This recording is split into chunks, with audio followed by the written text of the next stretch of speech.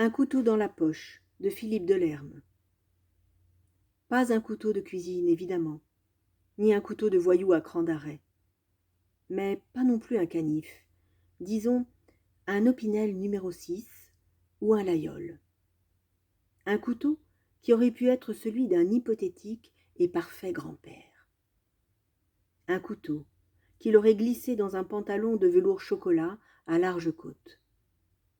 Un couteau qu'il aurait tiré de sa poche à l'heure du déjeuner, piquant les tranches de saucisson avec la pointe, pelant sa pomme, lentement, le poing replié à même la lame.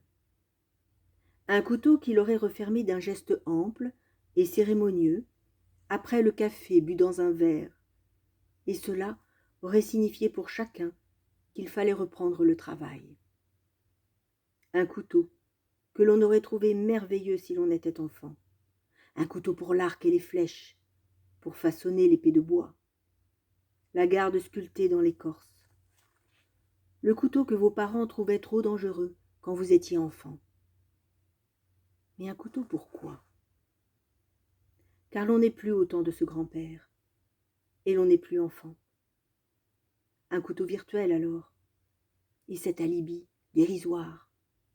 Mais si, ça peut servir à plein de choses, en promenade, en pique-nique, même pour bricoler quand on n'a pas d'outils. Ça ne servira pas, on le sent bien. Le plaisir n'est pas là. Plaisir absolu d'égoïsme. Une belle chose inutile, de bois chaud ou bien de nacre lisse, avec le signe cabalistique sur la lame qui fait les vrais initiés. Une main couronnée, un parapluie, un rossignol, l'abeille sur le manche. Ah oui, le snobisme est savoureux quand il s'attache à ce symbole de vie simple.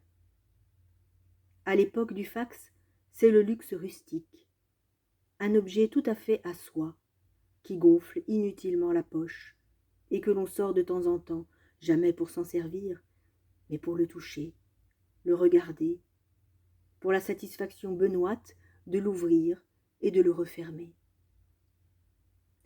Dans ce présent gratuit, le passé dort. Quelques secondes, on se sent à la fois le grand-père bucolique à moustache blanche et l'enfant, près de l'eau, dans l'odeur du sureau. Le temps d'ouvrir et refermer la lame, on n'est plus entre deux âges, mais à la fois deux âges. C'est ça, le secret du couteau.